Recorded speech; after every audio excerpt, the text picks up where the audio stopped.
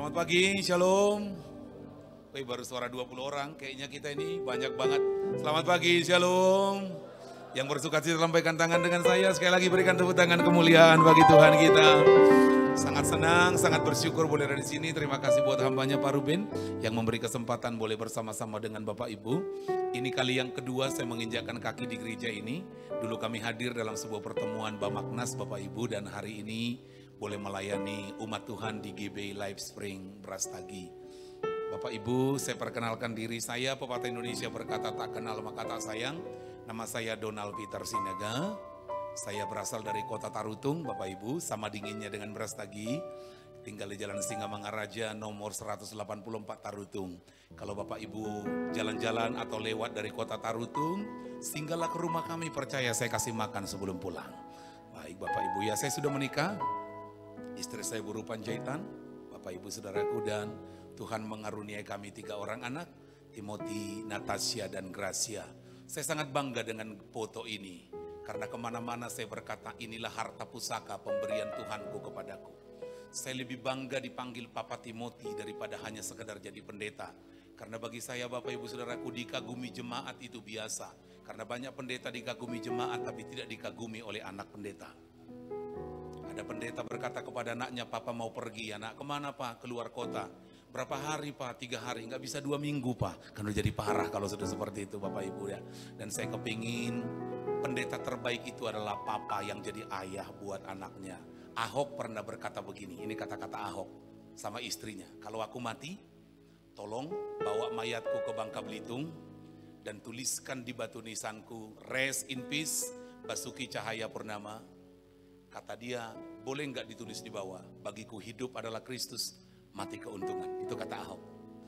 Namun saya berkata kepada istri saya, "Sayang, kalau sampai aku mati lebih dulu darimu, boleh nggak kau tulis di batu nisanku, Rest in Peace, Pendeta Donald Peter Sinaga, buka kurung di bawah, Papa Timothy, tanggal lahir, bulan lahir, tahun lahir, tanggal mati, bulan mati, tahun mati. Boleh nggak tulis di bawah satu lagi?" Dia bilang, "Apa?" "Suami yang mempesona, papa yang mengagumkan." Karena saya lebih kepingin dikenang sebagai seorang papa yang baik, hanya daripada sekedar hanya suami yang baik. Hari-hari ini terlalu banyak pendeta, keluarganya perlu didoakan jemaat. Ada banyak pendeta sekarang dia teriak di depan, "Haleluya!" Istri pendeta teriak di belakang, "Halah, halah, halah." Ini akan jadi bahaya tersendiri. Doakan kami para pendeta ini, sehingga khotbah kami adalah khotbah yang kami hidupi. Yang amin dengan itu berikan Tuhan tepuk tangan kemuliaan Bapak Ibu. Tadi saya cerita sebentar dengan Pak Ruben, ternyata Pak Ruben lebih senior dari saya 1 tahun Bapak Ibu. Saya 23 tahun melayani, beliau 24 tahun Bapak Ibu.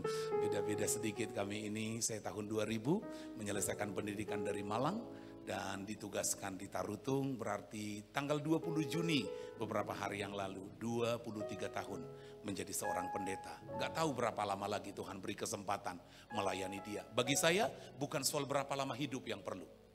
Untuk apa hidup panjang tapi jahat? Yang setuju anggukan kepalanya. Kalau kau merasa makin jahat lebih bagus kepada Tuhan daripada makin jahat, cabutlah nyawaku. Itu akan jauh lebih baik. Kenapa Bapak Ibu? Lebih bagus hidup singkat. Yesus hidupnya gak panjang. Hanya 33,5 tahun, hasilnya GBI Life Spring ada. Seandainya Yesus gak pernah ada, mana pernah ada gereja GBI Life Spring Bapak Ibu. Ini karya dari Kristus. Gak persoalan hidup panjang. Siapa yang ingin hidup lebih panjang? Angkat tangan tinggi-tinggi. Oke, saya rubah kalimatnya. Siapa yang ingin mati umur 70? Kan masa hidup kami 70. Yang ingin mati 70 angkat tangan. Yang ingin mati di atas 70 angkat tangan. Yang tidak angkat tangan kau pasti mati di bawah 70. Enggak ada pilihan. Aku udah tanya baik-baik dari tadi. Kan bagus-bagus ku tanya kan bagus-bagus saya tanya kan. Sekali lagi kita ulangi, Stel. Yang ingin mati seperti saya, mintanya enggak panjang. Saya minta umur 70. Saya hanya minta 70 tahun maksimal melayani Tuhan. Cukup bagi saya Tuhan. Siapa teman saya yang minta 70 tahun cukup? Oh, ada 3. Di atas 70. Oh, udah angkat tangan semua ini. Masih enak babi panggang karo itu Bapak Ibu Saudaraku ya. Jangan langsung matilah kita dulu. Puji Tuhan, sangat senang boleh bersama-sama dengan Bapak Ibu. Anugerah Tuhan bersama dengan kita. Sesi kedua saya mau sharing sesuatu yang Bapak Ibu agak lebih khusus, ubah budaya lama. Saya percaya Pak Ruben sudah cerita ini banyak dengan kita. Bahkan saya mendengar kemarin sedikit beliau mulai share bagaimana sikap kita tentang adat istiadat, apakah itu adat Karo, adat Batak. Saya selalu berkata Bapak Ibu, seharusnya Injil itu mempengaruhi budaya kita. Artinya kekristenanku itu harus terlihat dalam caraku berbudaya. Kadang-kadang bahasa yang kupilih seperti ini Bapak Ibu. Sama banyak orang saya bilang, Anda ini Batak Kristen atau Kristen Batak? Mereka bilang samanya itu, oh beda. Kalau kau bilang kau Batak Kristen, berarti Batakmu di depan, Kristenmu di belakang. Kalau kau bilang ke Kristen Batak, berarti Kristenmu di depan, Batakmu di belakang. Aplikasinya, kalau kamu Batak Kristen, kamu akan menolak kekristenanmu apabila ada ajaran kekristenan demi mempertahankan kebatakanmu. Tapi kalau kau Kristen Batak, kekristenanmu akan mempengaruhi nilai-nilai kebatakanmu. Yang sudah sipil begu, kamu akan bilang, tidak, aku Kristen. Ada perbedaan. Dan saya bilang teman-teman di Tarutung, HKBP itu bukan Batak Kristen. Huria Kristen Batak. Artinya Kristennya di depan, bukan Bataknya yang di depan. Bertuhan membuat saya, Kristusku mempengaruhi hidupku, mempengaruhi nilai-nilai hidupku. Dan itu nyata bagi orang-orang di sekitarku. Yang amin dengan itu berikan Tuhan tepuk tangan kemuliaan. Yang sering terjadi adalah Kristen gak Kristen sama saja. Bedanya hanya hari Minggu dia ke gereja, yang lain tidak ke gereja. Tapi doaku tidak. Dididik oleh Pak Ruben menjadi jemaat di gereja ini. Seharusnya khotbah Pak Ruben tidak harus mereka dengar. Tetapi dengan melihat hidup jemaat GB Life Spring, khotbah itu bergema di hidup mereka di sana. Berikan Tuhan tepuk tangan kemuliaan. Itu doa dan kerinduan kita bersama-sama Bapak Ibu. Namun hari ini saya agak mundur sedikit, saya berikan tema berubah. Boleh katakan sama di sebelahnya, berubah atau punah. Artinya kalau nggak mau berubah selesai kita, kan begitu kira-kira. Amin Bapak Ibu Saudaraku, harus berubah dan berubah. Jadi kalau sebelumnya saya agak turun sedikit lagi. Kalau sebelumnya hidupnya sama, sekarang enggak. Berubah. Dengan khotbah-khotbah yang disampaikan dengan tema kita, ubah budaya lama. Doa saya, muncul budaya baru, dimulai oleh jemaat GBI Life Spring. Berikan Tuhan tepuk tangan kemuliaan. Contoh budaya baru. Kalau ke pesta nggak apa-apa terlambat, tapi ke gereja jangan terlambat. Yang setuju katakan amin, itu kan budaya baru Bapak Ibu Saudara. Kalau di Tarutung kami munculkan budaya baru sekarang. Budayanya adalah saya bilang dilarang ke pesta bawa plastik. Oh itu budaya baru nih. Karena di mana-mana kan bawa plastik. Siapapun yang buat pesta bangkrut. Kenapa Bapak Ibu? Dia makan, suaminya makan, anaknya 3 makan, pulang bawa untuk anjingnya lagi Bapak Ibu. Ternyata dia kasih saya punya pesta 20.000, apa enggak bangkrut Bapak Ibu Saudaraku? Jadi di gereja saya bilang sekarang, kalau kamu hanya punya uang, orang Tapanuli bilang tupak Bapak Ibu, kita ke sana. Kalau hanya 20.000 kau nggak usah datang, kau nitip. Karena kau merugikan orang. Adat itu tidak boleh merugikan. Yang setuju katakan amin. Coba lihat di sebelahnya, kayaknya perlu kita terapkan ini 1, 2, 3. Amin Bapak Ibu Saudaraku. Ya ngapain? Ngapain kalau kita untuk merugikan orang? Siap-siap, ini Pak Pendeta muda kami ini, diri Komang. Ini Pak Pendeta kita ini baru menikah. Baru 2 minggu lalu saya berkati pernikahannya Pak Ruben. Duduk Mang. Dia menggembalakan gereja melayani umat Tuhan di gereja kami di Syria Ria, tebing tinggi sana. Saya ajak dia ke sini. Saya kaget, dia bilang, itulah Pak, habislah kami daging babi 480 kilo. Gimana caranya orang itu makan itu, saya bilang. Ya diplastikinya tong Pak, kata dia. Wajarlah Bapak Ibu. Yang mau diberkati Tuhan angkat tangan. Coba salam sebelahnya, jangan bawa plastik lagi lah. Kan lebih dari itu bisa kita makan kok. Bisa kita ke rumah makan kok. Tapi bisa bayangin tiba-tiba ditanya orang, gak bungkus kau rupanya. Kak, gak bungkus kau. Betul, gak bungkus. Enggak, kenapa? Gak apa-apa, nanti merugikan mereka. Udah bungkus saja untuk anjing. Gak apa-apa, nanti anjingku makan sendiri. Gak apa-apa, akan muncul akhirnya budaya yang baru. Amin Bapak Ibu. Amin Bapak Ibu. Amin Bapak Ibu. Saya singgung sedikit tentang saya berharap berubah soal upaya budaya memberi. Ini ajaran Pentakosta yang paling banyak. Saya ingin kita berubah. Saya yakin Pak Ruben setuju. Dengar baik. Ini khotbah orang Pentakosta. Berilah maka kamu akan diberi. 30 kali lipat, 60 kali lipat, 100 kali lipat. Bisa bayangin sama rentenir aja enggak 30% loh. Tapi sama Tuhan kita jadi rentenir. Kau kasih begini, nanti datang 30 kali lipat, 60 kali, bisa bayangin. Ucapkan yang keras, nggak ada rentenir di sini. 1, 2, 3. Bagaimana kalau kita rubah sekarang? Lihat saya. Berilah maka kamu akan diberi, itu pasti. Tuhan pasti memberikan kepadamu. Tuhan pasti balas. Tetapi motivasi terbaik begini.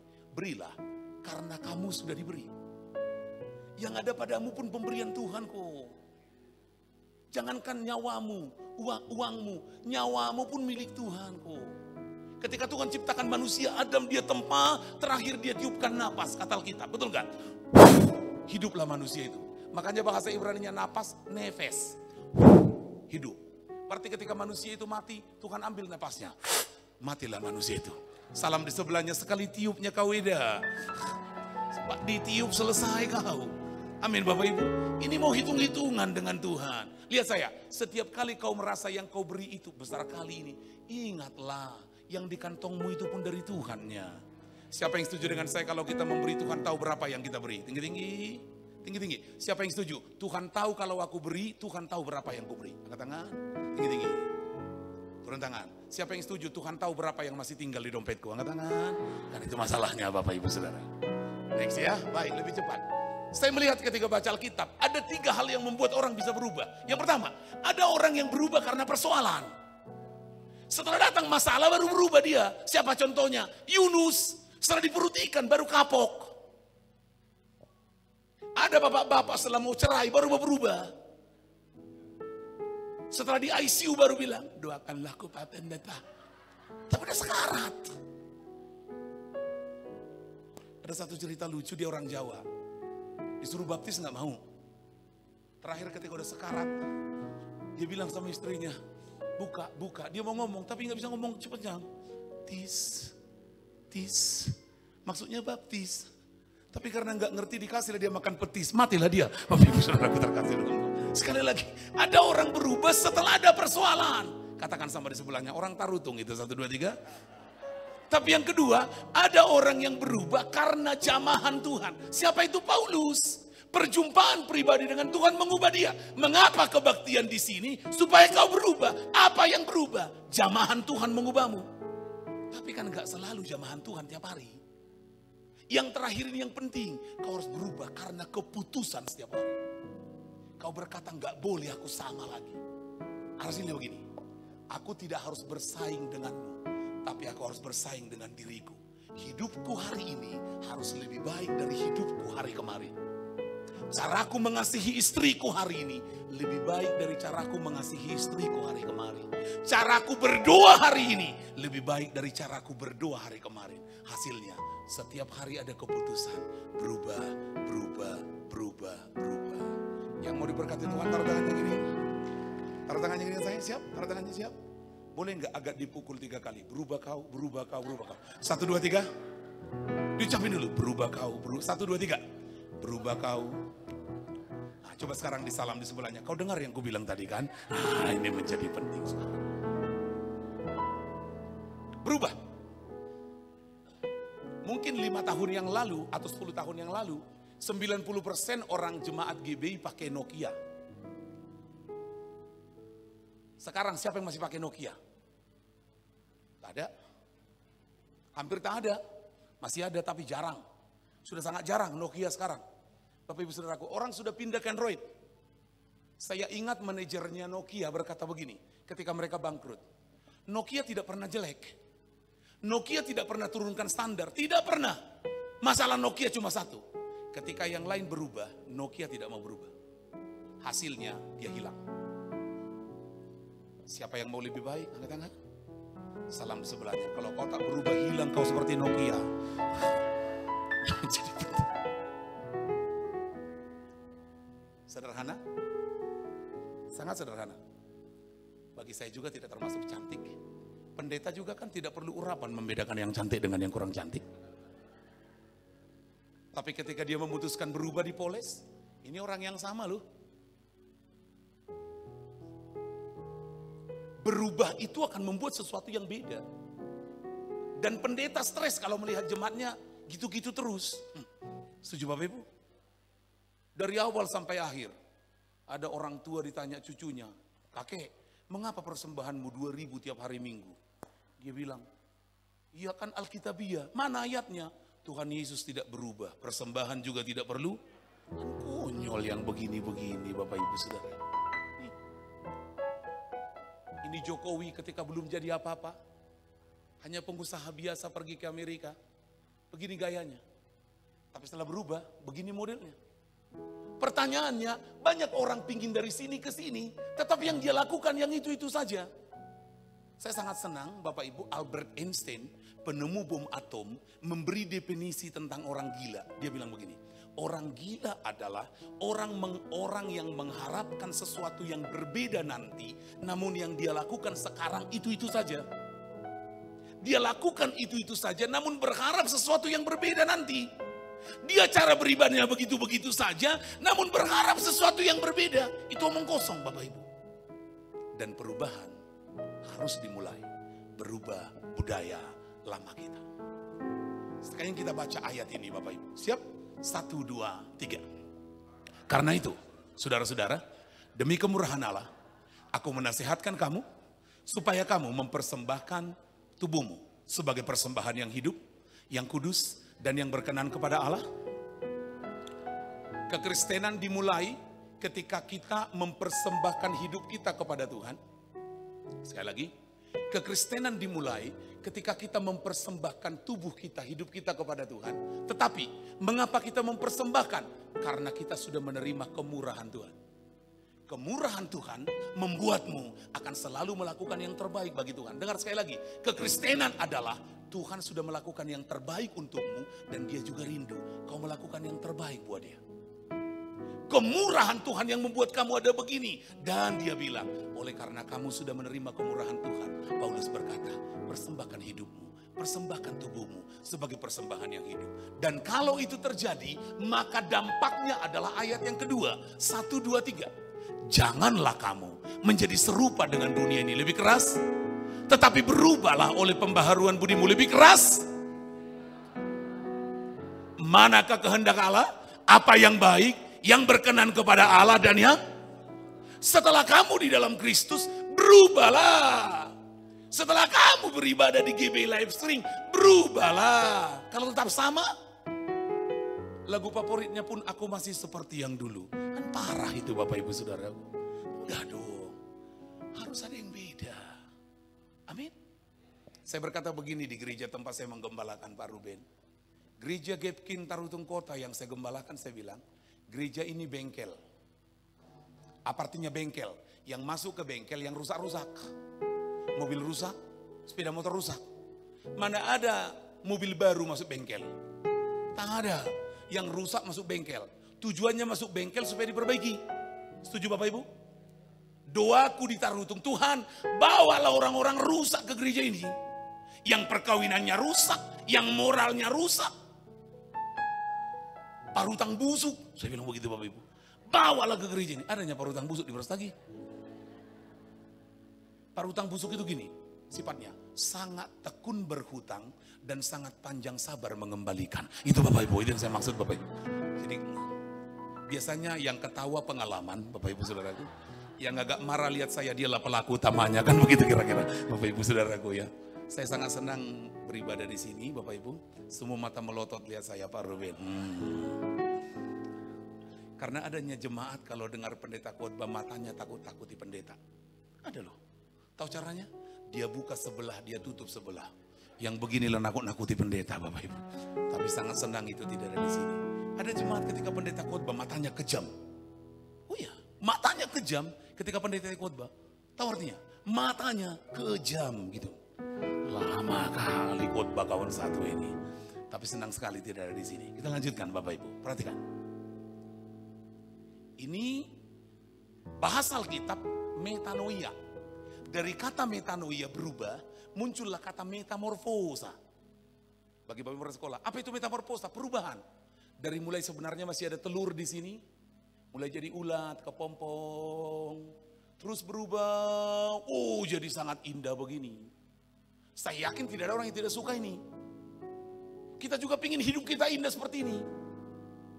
Pertanyaan saya di antara gambar yang ini menurutmu, yang manalah hidupmu sekarang? Takutku dia bilang ininya aku sering menggelikan. Dia bilang ini menjijikkan, aku menjijikkan. Gak apa-apa menjijikkan dulu, tapi harus berubah. Dulunya dia parah, gak apa-apa. Tapi dengar khotbahnya Pak Ruben di GBI berubah. Berubah. Budaya yang baru muncul. Mana tepuk tangannya? Amin Bapak Ibu. Kita mulai. Bagaimana prinsip perubahan sejati yang Alkitabiah? Yang pertama, perubahan yang Alkitab ajarkan adalah perubahan yang sifatnya konfrontatif. Apa itu? Perubahan itu artinya saya siap untuk berbeda, saya siap melawan arus. Yang tidak mau berubah, gak mau dia. Bapak Ibu, ada ikan yang bisa melawan arus. Ikan hidup. Ikan hidup itu lawan arus. Ikan mati ikut arus. Jemaat GB Life Spring yang melawan arus itu imannya hidup. Kalau ikut arus, biarpun dia gereja sudah 20 tahun di sini, itu mati atau pura-pura mati.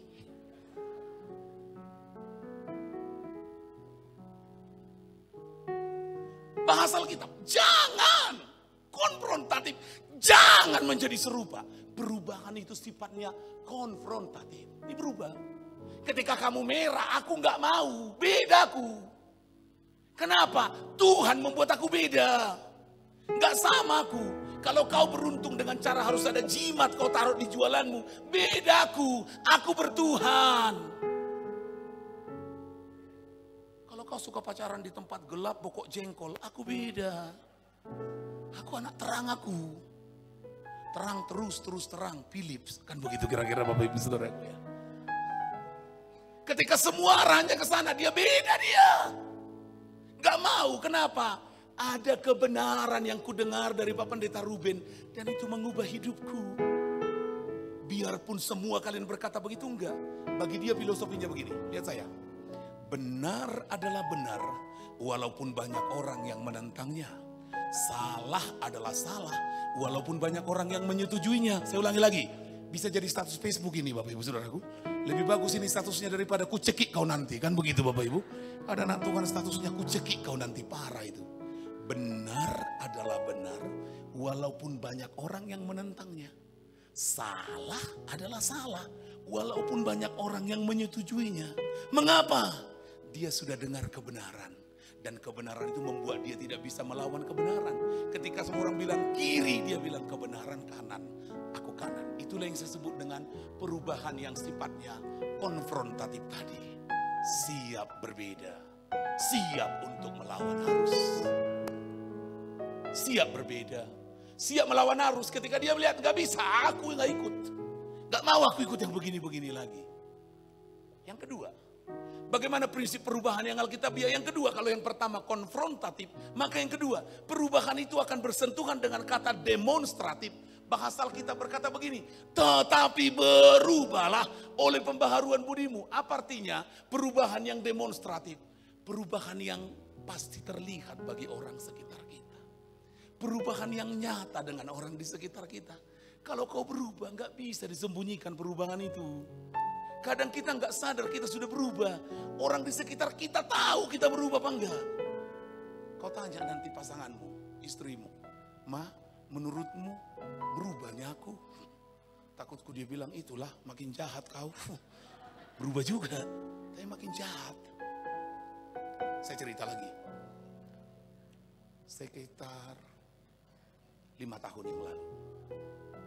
Saya bawa istri anak-anakku, saya bilang, yuk liburan yuk. Kita 2 hari di Sibolga ya. Pergilah kami bawa 2 orang staf. Nginaplah kami di Hotel Pia di Sibolga. Jalan-jalan sama anak-anak. Saya ingat hari kedua, malam kedua, anakku sudah tidur. Saya panggil 2 orang staf yang perempuan. Dia bilang, Dek, bisa gak pindah ke kamar kami? Kenapa Pak? Bapak sama Ibu mau jalan. Tolong kalian jaga anak-anak ya. Oh iya Pak. Jalanlah kami Bapak Ibu. Seperti kembali pacaran zaman dahulu. Pegangan tangan. Ada rembulan, ada bekas kaki kami di pantai itu. Wah, jalan sambil nyanyi kemesraan ini. Janganlah cepat berlalu. Kenapa? Jarang punya waktu yang seperti ini. Ketika duduk sama-sama, Saya tanya sama istri saya, selalu aku panggil sama dia Mama Timothy. Saya bilang, sayang, Mama Timothy, boleh nanya sesuatu? Dia bilang, boleh. Mau nanya apa? Jawab jujur ya. Iya, apa? Menyesalnya kau menikah dengan aku? Aku sudah duga jawabannya pasti enggak. Kenapa? Menurut aku pria yang baik, Bapak Ibu. Terus dia bilang, dia lihat saya, mau jawaban yang jujur atau enggak? Ya jujur lah, saya bilang. Terus dia bilang, enggak marah, enggak. Dan istri saya menatap saya dan bilang, Pak, seandainya waktu bisa diputar kembali, aku menyesal menikah denganmu. Aku lihat dia nangis, aku pun ikut nangis lah Bapak Ibu. Dalam hatiku, ya Tuhan, istighfar kan. Apa ini? Ngeri banget kata-kata begini. Lalu saya kejar. Tapi boleh tahu mengapa kau bilang kau menyesal? Gak marah, enggak. Terus dia bilang, gini loh Pak. Karena kalau kamu sehat, kamu milik jemaat. Kalau kamu sakit baru milikku dan anak-anak. Kalau kamu lagi semangat, kamu milik orang yang kau layani. Tapi kalau kau sudah letih, tinggal mau tidur, baru milikku. Aku diam.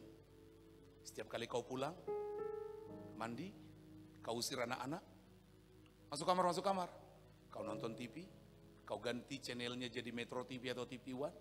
Seringkali kau tidur di depan TV itu. Aku udah capek.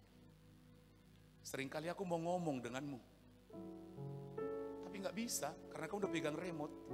Kita ngomong kalau pas iklan saja. Jadi habis iklan, balik lagi. Saya diam.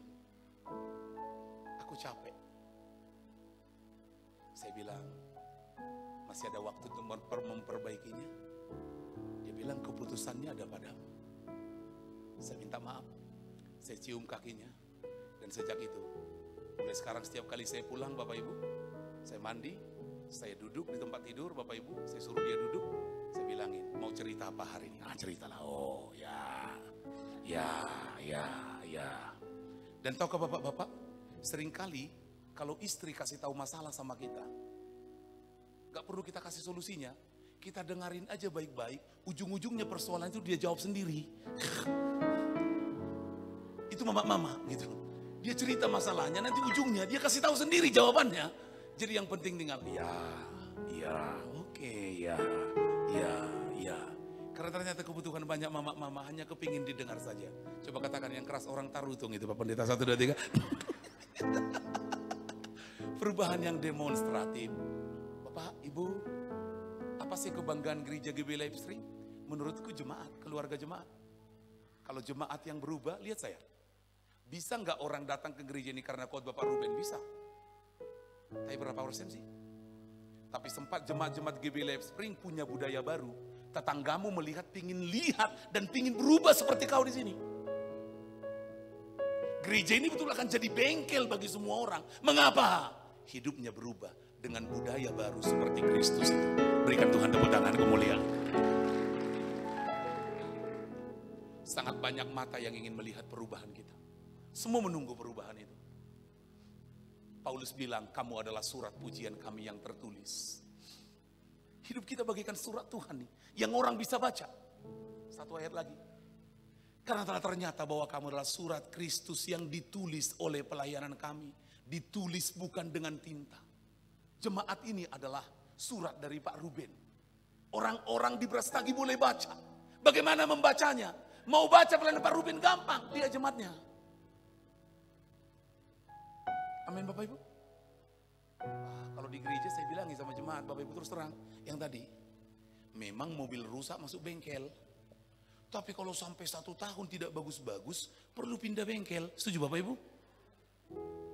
Gak tahu Pak Ruben setuju apa tidak. Kalau ditaruh itu saya bilang, kalau sampai 1 tahun di sini, kamu tidak baik-baik, beritahu saya, biar kau kasih surat pindahmu dari gereja ini.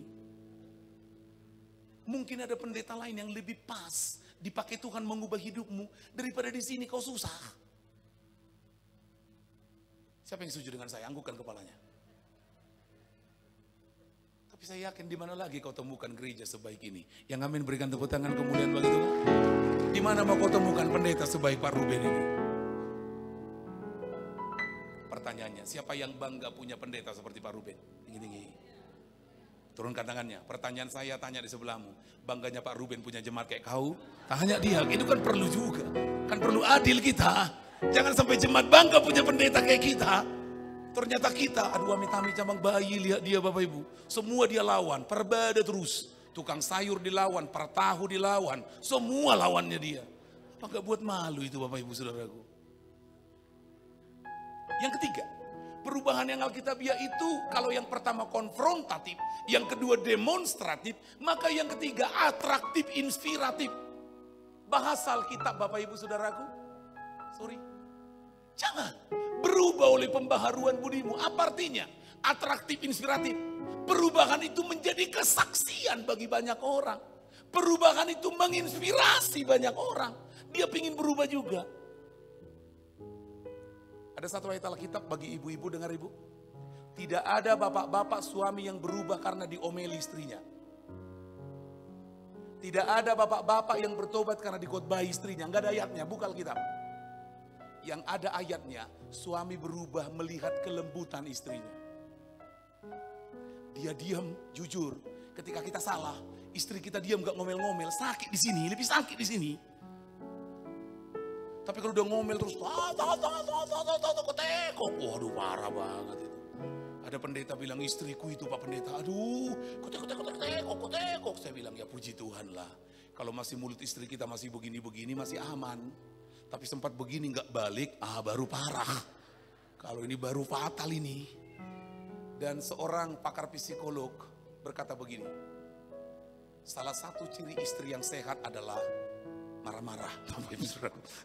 Jadi kalau masih marah-marah istri kita, sehat itu. Jadi kalau dia udah gak pernah marah, lagi sakit ini. Saya kalau khotbah sering singgung keluarga, mungkin karena saya beda dengan Pak Ruben. Bapak Ibu, saya mengambil S2 di ISTT Bethel Indonesia, hanya jurusan kami beda. Saya orang pastoral konseling Bapak Ibu. Saya konselor di Tarutung, pelayanan yang paling banyak aku kerjakan adalah mengkonseling keluarga. Jadi salah satu pelayanan yang paling banyak kami kerjakan di Tarutung, orang-orang yang datang ke kantor gereja, keluarganya bermasalah, hidupnya bermasalah. Memang basic ilmu saya adalah seorang konselor. Bapak Ibu, saya orang pastoral konseling.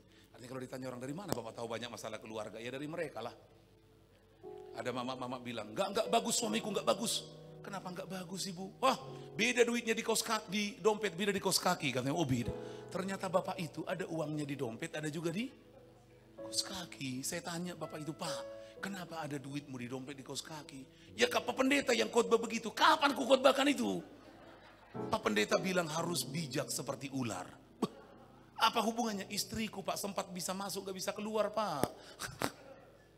Sempat katanya uang itu diterima, istri gak bisa lagi keluar. Karena itu dia harus bijaksana. Suatu hari istrinya nanya, Pak, ya ini uang yang dibawa sepatu, uang apa ini? Uang sial. Loh kok uang sial? Uang sial lah udah ketahuan sama kau. Jadi masalah juga Bapak Ibu. Tapi kayaknya waktunya berubah. Amin Bapak Ibu. Saya selalu berkata keluarga itu perlu 5-1. Lihat. Ketika orang sudah menikah, satu tubuh. Di luar pernikahan gak boleh satu tubuh. Satu jiwa. Saling mengerti. Kan gitu. Bisa gak orang satu tubuh gak satu jiwa? Bisa. Makanya berantem terus tapi tiap tahun anak tambah terus. Satu tubuh tapi enggak satu jiwa. Satu tubuh, satu jiwa, satu roh. Ibadah bersama. Mesbah doa. Memuliakan Tuhan sama-sama. Satu tubuh, satu jiwa, satu roh. Yang berikutnya, satu visi. Satu tujuan. Tapi yang terakhir, satu uang. Ini yang paling sulit biasanya Bu ya. Dan saya sudah 17 tahun menikah dengan istri saya. Sekalipun kami gak pernah ribut soal uang. Sekalipun Bapak Ibu. Dari awal kami sepakat soal yang ini dan sangat bersyukur dengan situasi ini. Karena ternyata banyak kali sekarang ada ibu-ibu ngomong ke saya, Pak, ingatinlah suamiku Pak. Kenapa? Kenapa Ibu? Cobalah Pak, rumah kami sudah nama dia, mobil nama dia, ini kami belum beli kebun Pak, nama dia juga loh. Apa yang salah? Nanti kalau kami cerai jadi, Belum cerai pun sudah cerai di otaknya ini. Kan sakit ibu ini, bisa bayangin gak? Memangnya nama suaminya gak nama dia. Maksudnya dia, nama kebun itu nama dia juga. Tapi di otaknya, kalau nanti kami cerai gimana? Coba katakan yang keras, itu orang Tarutung itu. 1, 2, 3. Konyol banget kan? Padahal ini Kristen, melayani lagi. Next. Prinsip hidup yang harus kita jalani. Bersaksilah. Dan menjadi saksilah. Atraktif, inspiratif tadi. Yuk, tunjukkan kepada banyak orang di Brastagi perubahan hidupmu itu. Kamu jadi inspirasi bagi banyak orang. Itu akan menjadi sangat-sangat penting. Di gereja kita, di Tarutung, ada orang yang saya ketemu dengan dia di narkoba, di penjara. Saya layani, saya bimbing mengenal Tuhan. Rambutnya panjang, namanya narkobaan Bapak Ibu. Tapi sekarang, dia main gitar di gereja. Dia pemilik travel Kurnia, mobil Tarutung Sibolga. Orang rusak, tapi sekarang ada di gereja. Ada satu orang bapak, aduh jahatnya bukan main. Istrinya nangis-nangis, kerja di Satpol PP, nggak pernah masuk kantor. Tiba-tiba sekarang berubah, datang ke gereja, melayani jadi sekretaris gereja. Satpol PP nih. Suatu hari Pak Bupati datang ke gereja kami, Bapak Ibu. Giliran dia yang bacakan pengumuman, warta jemaat. Bupati tanya, loh ini kan Satpol PP itu. Iya Pak Bupati, baiknya ini baik. Senin besoknya dilantik jadi camat dia. Bisa baik. Ini berkat-berkat yang luar biasa bagi kami di Tarutung Bapak Ibu. Satpol PP jadi camat kan itu unik itu. Tapi itu nyata. Kalau Bapak Ibu saudara datang ke Tarutung, engkau akan ketemu dengan orang-orang yang dulunya sampah. Tapi didaur ulang oleh Kristus. Menjadi manusia-manusia yang jauh lebih hebat. Lebih berguna bagi banyak orang hidupnya. Amin Bapak Ibu. Puji Tuhan. Target hidup umat Tuhan. Agent of change. Agen dari sebuah perubahan. Hidupmu jadi agennya Tuhan. Untuk perubahan hidup banyak orang. Yang terakhir. Kalau saya khotbah di Manado. Kalau saya bilang yang terakhir mereka bilang puji Tuhan. Saya bilang mengapa puji Tuhan? Udah mau selesai Pak Pendeta. Katanya begitu Bapak Ibu ya. Dulu saya di HKBP Bapak Ibu. Saya malas sekali ke gereja. Saya ke gereja itu kalau dipaksa bapak saya. Kupukul kalau nggak gereja. Dia bilang, gak kukasih kau uang. Ya daripada nggak dikasih uang gereja lah. Jadi kalau udah sampai di gereja, saya punya satu lagu favorit. Kalau lagu ini dinyanyikan, senang kali aku tahu lagunya. Amin, amin, oh senang kali aku dengar lagu itu. Mengapa kira-kira Bapak Ibu? Pulang sudah. Tapi hebatnya jadi pendeta pula kok dibutuhkan, itu pula yang heran Bapak Ibu Saudaraku. Perubahan yang terakhir. Yang pertama masih ingat? Konfrontatif. Yang kedua? Demonstratif. Yang ketiga? Atraktif, inspiratif. Yang keempat? Perubahan yang sifatnya dinamis. Bahasa Alkitab begini. Perubahan itu membuat kita mengalami ini. Berubah itu membuat kau tahu yang baik. Gak berhenti, naik. Kamu tahu yang berkenan, naik. Yang sempurna. Naik level terus. Perubahan itu gak boleh berhenti. Berubah sekarang, minggu depan lebih baik. Lebih baik. Bahasa lagu sekolah minggu, hari lepas hari, bertambah-tambah indahnya, makin baik, makin baik. Jangan pernah puas dengan perubahan yang sekarang. Kenapa? Masih banyak hal yang akan terus Tuhan proses dari hidup kita. Seringkali saya berkata begini bagi banyak istri. Kalau suamimu belum bertobat, saya pastikan masih banyak hal dalam hidupmu yang mau diproses Tuhan lewat keras kepala suamimu itu. Nakal kali dia Pak Pendeta, nakal kali. Aduh, saya bilang, udah Ibu, baiki suamimu, baiki. Udah Pak, coba baiki. Kita berdua sekarang ya, baiki. Sampai 6 bulan ini, baiki dia. Kalau tidak baik, Bu, tidak ada orang yang tidak berubah dibaiki. Kenapa? Pasti berubah. Jadi kalau tidak Pak, hanya satu yang tidak berubah di dunia ini. Siapa Pak? Tuhan Yesus. Maksud Bapak, kalau sampai kau udah baik, terus baik, suamimu gak berubah, kita akan cek, jangan-jangan suamimu Tuhan Yesus. Karena hanya Tuhan Yesus yang tidak berubah. Bagaimana cara membuktikannya? Kita salibkan dia. Setelah itu kita kuburkan dia. Taruh batu, kalau hari ketiga dia bangkit, berarti Tuhan Yesus. Kalau nggak bangkit, biar aja lah di situ. Saya ulangi Bapak Ibu Saudaraku. Dinamis perubahan itu. Makin baik, makin baik, makin baik, dan makin baik. Saya ulangi lagi. Perubahannya adalah berkelanjutan, secara konsisten, semakin hari semakin baik. Untuk berubah mudah tidak? Banyak tantangan. Tapi kalau terus konsisten, terus mau berubah lebih baik, suatu hari kau akan ada di titik ini. Time for change. Budaya baru akan segera muncul. 3M untuk berubah. Mulailah dari diri sendiri. Mulailah dari hal yang kecil. Mulailah dari sekarang. Yuk, siapa yang mau berubah? Yang pertama taruh tangannya. Mulai dari diri sendiri. Jadi jangan bilang, berubah dulu kau baru berubah aku. Enggak berubah itu. Kalau mau berubah, aku dulu yang berubah. Siapa yang mau melihat anak-anaknya berubah? Taruh tangannya gini, aku dulu yang berubah. Berubahlah, kau lihat keluarga kamu pasti berubah. Bukan kau nuntut, berubah kau berubah. Enggak berubah itu. Tapi kalau kau berubah, dia lihat perubahan itu, berubah dia. Amin Bapak Ibu. Mulai dari hal yang kecil. Yang kecil-kecil saja. Contoh, ibu-ibu besok pagi yang biasanya bangun, lihat suaminya enggak bangun-bangun langsung merepet. Ini enggak. Belum bangun papa, masih capek. Oke, aku buatkan kopi ya. Nanti kalau sudah bangun diminum ya. Suaminya gini, baru makan apa ini? Gak usah besar-besar, gak usah bilang, aku mau berubah. Aku akan kugantikan Pak Ruben jadi gembala sidang. Kejauhan, gak usah. Gak perlu ke situ dulu. Coba berubah hal yang kecil aja dulu. Kecil, yang kecil saja. Kecil, lama-lama luar biasa. Tapi yang terakhir, berubahnya kapan? Sekarang. Setelah kau dengar firman Tuhan ini, pertanyaan saya, tatap mata saya. Kita semua tahu kok bagian hidup kita yang harus berubah.